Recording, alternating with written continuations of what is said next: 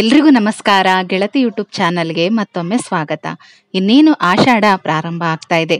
ಹಾಗಾಗಿ ಅಮಾವಾಸ್ಯೆ ತಿಥಿ ಯಾವಾಗ ಪ್ರಾರಂಭ ಆಗುತ್ತೆ, ಯಾವಾಗ ಮುಕ್ತಾಯ ಆಗುತ್ತೆ, ಅಮಾವಾಸ್ಯೆ ದಿನ ಮನೆಯಲ್ಲಿ ಯಾವ ರೀತಿ ಪೂಜೆ ಮಾಡಬೇಕು, ಅದ್ರ ಜೊತೆಗೆ ಆಷಾಢ ಮಾಸಕ್ಕೆ ಯಾಕೆ ಇಷ್ಟೊಂದು ಮಹತ್ವ, ಈ ಒಂದು ಆಷಾಢ ಮಾಸದಲ್ಲಿ ನಾವು ಯಾವೆಲ್ಲ ಹಬ್ಬಗಳನ್ನು ಆಚರಣೆ ಮಾಡ್ತೀವಿ, ಅದ್ರ ಜೊತೆಗೆ ಕೆಲವೊಂದು ಕಾರಣಗಳಿಂದ ಈ ಒಂದು ಆಷಾಢ ಮಾಸಕ್ಕೆ ಇಷ್ಟೊಂದು ಮಹತ್ವ ಬಂದಿದೆ. ಅಮಾವಾಸ್ಯೆ ದಿನ ನಕಾರಾತ್ಮಕ ಶಕ್ತಿಗಳನ್ನ ಕಡಿಮೆ ಮಾಡೋದಕ್ಕೆ, ಅಂದ್ರೆ ನೆಗೆಟಿವಿಟಿಯನ್ನ ಕಡಿಮೆ ಮಾಡೋ ಸಲುವಾಗಿ ಮನೆಗಳಲ್ಲಾಗಿರಬಹುದು, ವ್ಯಾಪಾರ ಸ್ಥಳಗಳಲ್ಲಾಗಿರಬಹುದು, ಅಥವಾ ಸ್ವತಃ ನಮಗೆ ಆದ್ರೂ ಕೂಡ ಒಂದು ನೆಗೆಟಿವಿಟಿ, ಕೆಟ್ಟ ದೃಷ್ಟಿಯನ್ನ ಕಡಿಮೆ ಮಾಡೋ ಸಲುವಾಗಿ, ಅದನ್ನ ಪರಿಹಾರ ಮಾಡ್ಕೊಳ್ಳೋ ಸಲುವಾಗಿ ದೃಷ್ಟಿಯನ್ನ ತೆಗೆಯುವಂತ ವಿಧಾನ.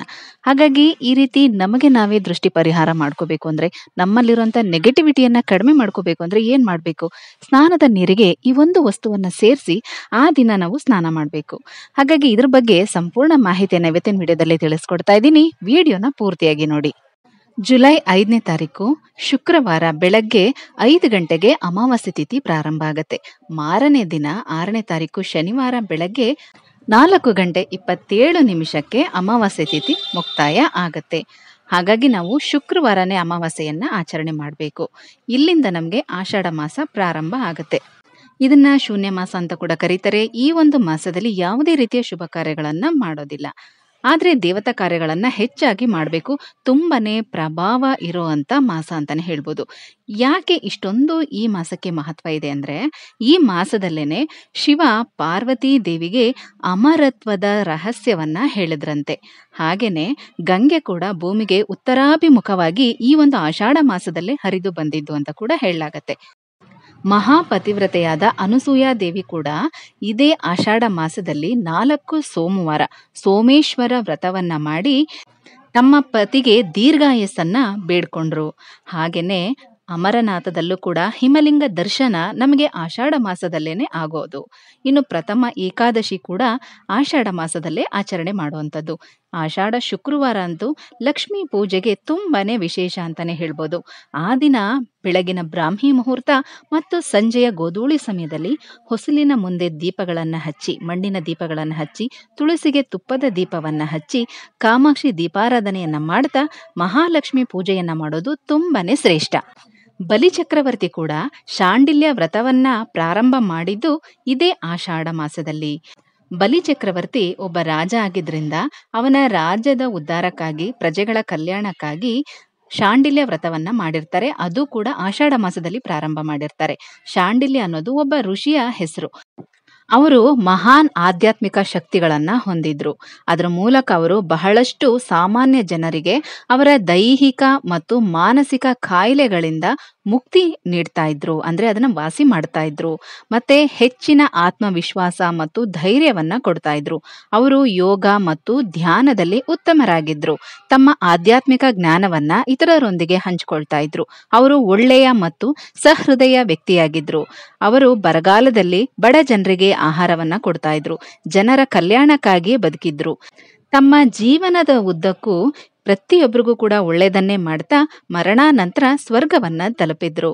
ಇಂತಹ ಮಹಾನ್ ಋಷಿಯನ್ನ ಆರಾಧಿಸುವ ವಿಧಾನವನ್ನ ಶಾಂಡಿಲ್ಯ ವ್ರತ ಅಂತ ಹೇಳ್ತಾ ಇದ್ರು. ಈ ಒಂದು ವ್ರತವನ್ನ ಬಲಿಚಕ್ರವರ್ತಿಯು ಆಷಾಢ ಮಾಸದಲ್ಲಿ ಪ್ರಾರಂಭ ಮಾಡಿದ್ದು. ಇಂದ್ರನಿಗೆ ಗೌತಮರಿಂದ ಶಾಪ ಪಡೆದಂತ ವಿಚಾರ ನಿಮ್ಮೆಲ್ರಿಗೂ ಗೊತ್ತು. ಆ ಇಂದ್ರನು ಕೂಡ ಈ ಒಂದು ಶಾಪ ವಿಮೋಚನೆಗಾಗಿ ಆಷಾಢ ಮಾಸದಲ್ಲಿ 4 ಸೋಮವಾರ ಸೋಮೇಶ್ವರ ವ್ರತವನ್ನ ಮಾಡಿ ತನ್ನ ಶಾಪವನ್ನ ವಿಮೋಚನೆ ಮಾಡ್ಕೊಳ್ತಾರೆ. ಇನ್ನು ಸುಮಂಗಲಿಯರು ತಮ್ಮ ಪತಿಯ ದೀರ್ಘಾಯುಷ್ಯಕ್ಕಾಗಿ, ತಮ್ಮ ಸೌಭಾಗ್ಯ ವೃದ್ಧಿಗಾಗಿ ಆಷಾಢ ಮಾಸದಲ್ಲಿ ಜ್ಯೋತಿರ್ಭೀಮೇಶ್ವರ ವ್ರತವನ್ನ ಶ್ರದ್ಧಾಭಕ್ತಿಯಿಂದ ಆಚರಣೆ ಮಾಡ್ತಾರೆ.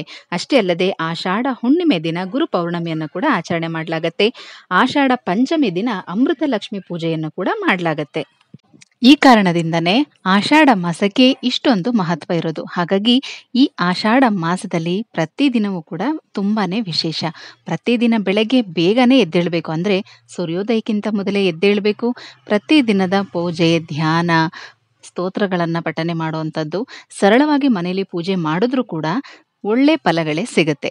ಹಾಗಾಗಿ ಅಮಾವಾಸ್ಯೆ ದಿನ ಯಾವ ರೀತಿ ಪೂಜೆ ಮಾಡಬೇಕು, ಯಾವ ರೀತಿ ಆಚರಣೆ ಮಾಡಬೇಕು, ಒಂದು ದೃಷ್ಟಿ ದೋಷ ಪರಿಹಾರಕ್ಕಾಗಿ ನೆಗೆಟಿವಿಟಿ ಅನ್ನೋದನ್ನ ಕಡಿಮೆ ಮಾಡ್ಕೋಬೇಕು ಅಂದ್ರೆ ಕೆಲವರೆಲ್ಲ ಹೇಳ್ತಾ ಇದ್ರಿ ನಮ್ಮಲ್ಲೇ ನಮಗೆ ತುಂಬಾ ಒಂದ್ ರೀತಿ ಸೋಮಾರಿತನ, ಒಂದು ಒಳ್ಳೆ ರೀತಿ ಯೋಚನೆ ಮಾಡೋದಕ್ಕೆ ಆಗೋದೇ ಇಲ್ಲ ಅಂತ.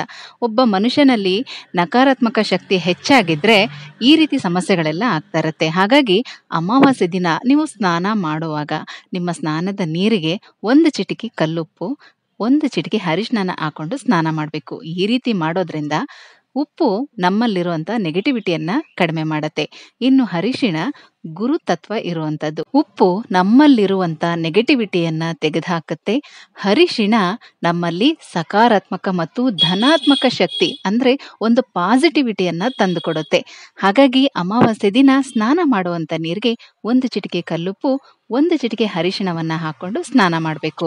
ಅಮಾವಾಸ್ಯೆ ದಿನ ತಲೆ ಸ್ನಾನ ಮಾಡಬಾರ್ದು. ಅದರಲ್ಲೂ ತಂದೆ ತಾಯಿ ಇರೋ ಅಂತವ್ರು ತಲೆ ಸ್ನಾನ ಮಾಡಬಾರ್ದು ಅಂತ ಹೇಳ್ತಾರೆ. ಆದ್ರೆ ಅಮಾವಾಸ್ಯೆ ದಿನ ನಾವು ಯಾವ್ದಾದ್ರೂ ಪೂಜೆ ವ್ರತಗಳನ್ನ ಮಾಡೋ ಅಂತ ಸಂದರ್ಭದಲ್ಲಿ ತಲೆ ಸ್ನಾನ ಮಾಡೋದು ತಪ್ಪೇನಿಲ್ಲ. ಸ್ನಾನ ಮಾಡೋ ನೀರಿಗೆ ಉಪ್ಪನ್ನ ಹಾಕೊಂಡು ಸ್ನಾನ ಮಾಡೋದ್ರಿಂದ ತಲೆ ಕೂದಲು ಬೆಳ್ಳಗಾಗೋದಿಲ್ವಾ ಅಂತ ನಿಮ್ಗೆ ಅನ್ನಿಸಬಹುದು. ಖಂಡಿತವಾಗ್ಲೂ ಇಲ್ಲ. ಒಂದು ಬಕೆಟ್ ನೀರಿಗೆ 2 ಕಾಳು ಕಲ್ಲುಪ್ಪನ್ನ ಹಾಕೊಂಡು ಸ್ನಾನ ಮಾಡೋದ್ರಿಂದ ಖಂಡಿತವಾಗ್ಲೂ ಯಾವುದೇ ರೀತಿ ತೊಂದರೆನೂ ಆಗೋದಿಲ್ಲ, ಕೂದಲು ಕೂಡ ಬೆಳ್ಳಗಾಗೋದಿಲ್ಲ. ಈ ರೀತಿ ಮಾಡಿ ನೋಡಿ, ನಿಮ್ಮಲ್ಲಿರುವಂತ ನೆಗೆಟಿವಿಟಿನ ಆದಷ್ಟು ಕಡಿಮೆ ಮಾಡ್ಕೊಳ್ಳಿ. ನೀವು ಯಾವಾಗೆಲ್ಲ ತಲೆ ಸ್ನಾನ ಮಾಡ್ತೀರೋ ಆಗೆಲ್ಲ ಕೂಡ ಇದೇ ರೀತಿ ಸ್ನಾನದ ನೀರಿಗೆ 2 ಕಾಳು ಕಲ್ಲುಪ್ಪನ್ನ ಹಾಕೊಂಡು ಸ್ನಾನ ಮಾಡ್ತಾ ಬನ್ನಿ.